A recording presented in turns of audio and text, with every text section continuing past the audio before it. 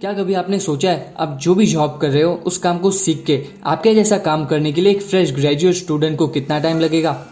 अगर इसका आंसर 6 महीने से कम है तो आपको कोई नई जॉब ढूंढने की जरूरत है जहां पर आप कुछ वैल्यूएबल काम कर रहे होंगे, क्योंकि इस काम को कोई भी कभी भी आपकी जगह पर रिप्लेस कर सकता है।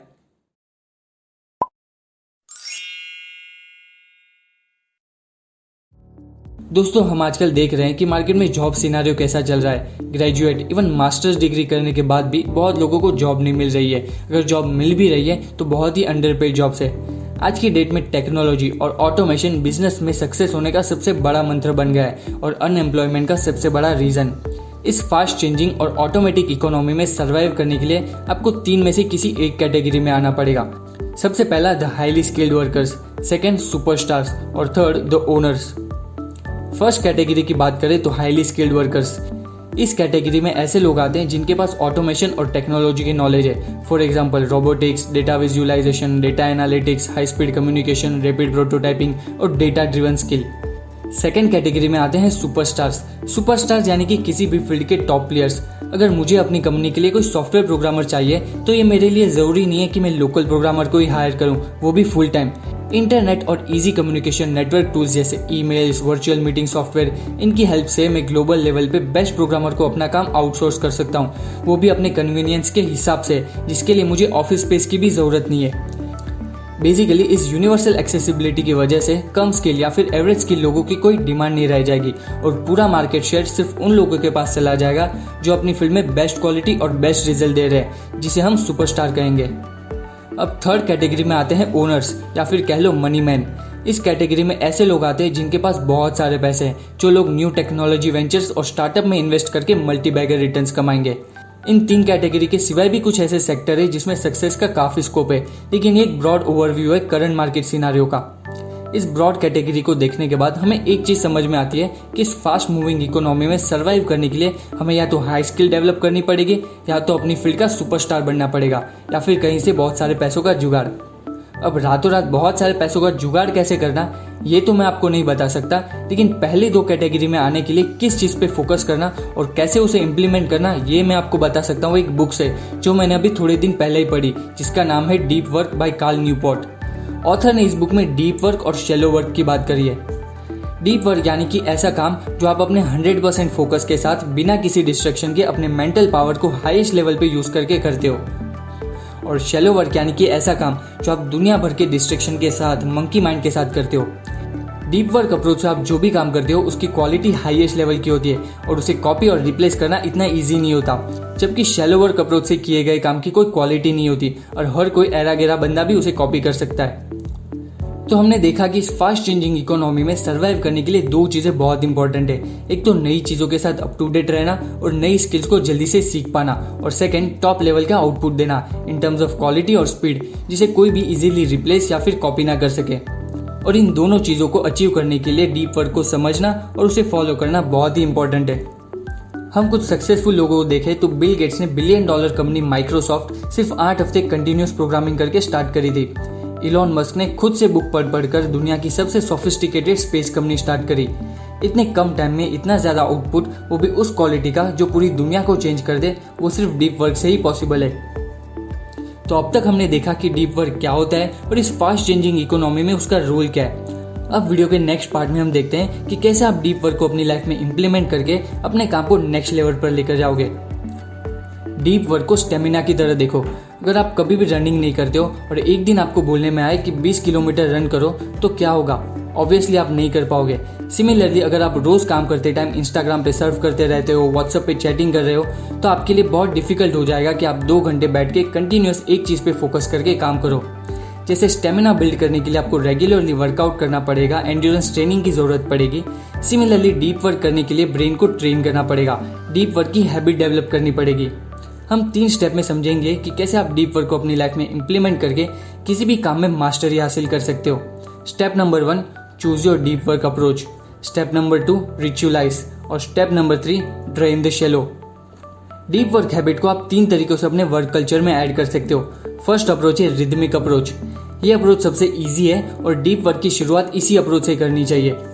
ये अप्रोच कहता है आप अपने दिन को कुछ स्लॉट्स में डिवाइड कर दो और हर स्लॉट्स को स्पेसिफिक टाइम और काम असाइन कर दो और फिर उस स्लॉट में सिर्फ उसी काम पे अपना 100% फोकस दो। सेकेंड अप्रोच है बाई मॉडल अप्रोच। इस अप्रोच में आप वीक में कुछ दिन स्पेसिफिक डीप वर्क को डेडिकेट करोगे और बाकी के टाइम में आप शैलो बट नेसेसरी वर्क करोगे। For example, as a businessman आप वीक के कुछ दिन प्रोडक्ट डिजाइन, इनोवेशन और स्ट्रेटेजी प्लानिंग के लिए सेट करके रखोगे, जब आप सिर्फ स्पेसिफिक टास्क पे फोकस करोगे और बाकी के दिनों में मीटिंग्स, मेल, रिप्लाई और एम्प्लॉय के साथ डील कर सकते हो। थर्ड अप्रोच है मोनास्टिक अप्रोच। ये अप्रोच कहता है जैसे मंक्स मेडिटेशन करने के लिए पहाड़ों में या फिर गुफाओं में चले जाते हैं, वैसे ही आपको खुद को कुछ हफ्तों या फिर महीनों के लिए आइसोलेट कर लेना है जब तक आपका काम खत्म ना हो जाए।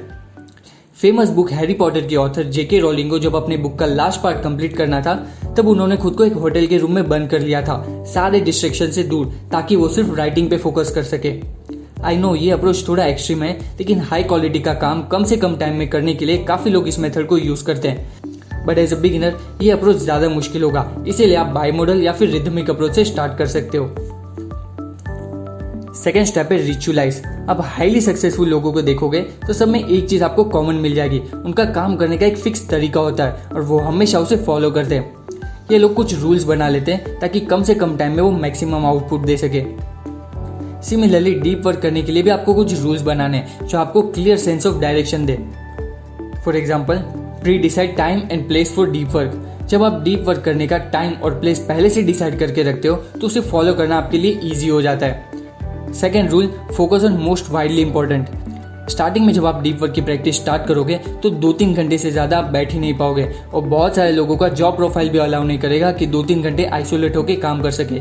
तो इस केस में आप ट्राई करो कि आपका सबसे इंपॉर्टेंट काम जिससे आपके परफॉर्मेंस पे सीधा असर पड़ता है वो फिक्स टाइम ब्लॉक में सबसे पहले कंप्लीट करने की ट्राई करो। Third rule, keep a compelling scoreboard. आपको एक डायरी लेनी है, उसमें रोज आपको नोट डाउन करना है कि आपने आज डीप वर्क किया कि नहीं और कितने घंटे तक किया, और इस रिकॉर्ड को अपनी डेस्क पे या फिर वर्किंग स्पेस में सामने रखना है। 1-2 दिन तो डीप वर्क हर कोई फॉलो कर लेगा, लेकिन लॉन्ग लास्टिंग रिजल्ट के लिए डीप वर्क को डेली फॉलो करना बहुत जरूरी है और ये रिकॉर्ड बुक आपको रोज रिमाइंड कराएगी और मोटिवेट करेगी आपको डीप वर्क करने के लिए। जब हम किसी चीज का रिकॉर्ड रखते हैं तो उसे रेगुलरली फॉलो करना इजी हो जाता है और इसी ट्रिक को यूज करके स्नैपचैट वाले हमारे पास रोज उनका ऐप यूज करवाते हैं, स्नैपचैट स्ट्रिक के नाम पे। थर्ड स्टेप है ड्रेन द शैलो।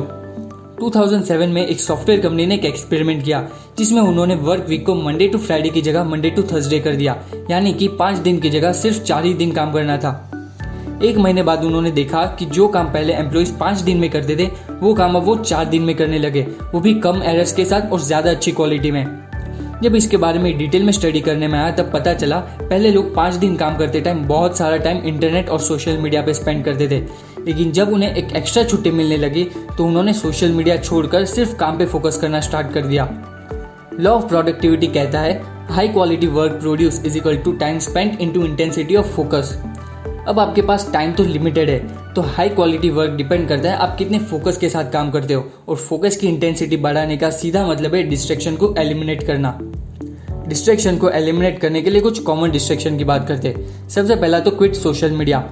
एक स्टडी बताती है कि एक एवरेज इंडियन अपने दिन के 2.5 से 3 घंटे सोशल मीडिया, यूट्यूब या फिर नेटफ्लिक्स पे खर्च करता है, और ये भी एक साथ 2.5 घंटे नहीं, दिन भर 15-20 मिनट। तो आप समझ सकते हो कि कितना टाइम हम डिस्ट्रैक्शन में निकालते हैं। इस सिचुएशन में डीप वर्क कैसे पॉसिबल होगा? तो डीप वर्क को एम्ब्रेस करने के लिए सबसे पहला स्टेप है सोशल मीडिया छोड़ दो।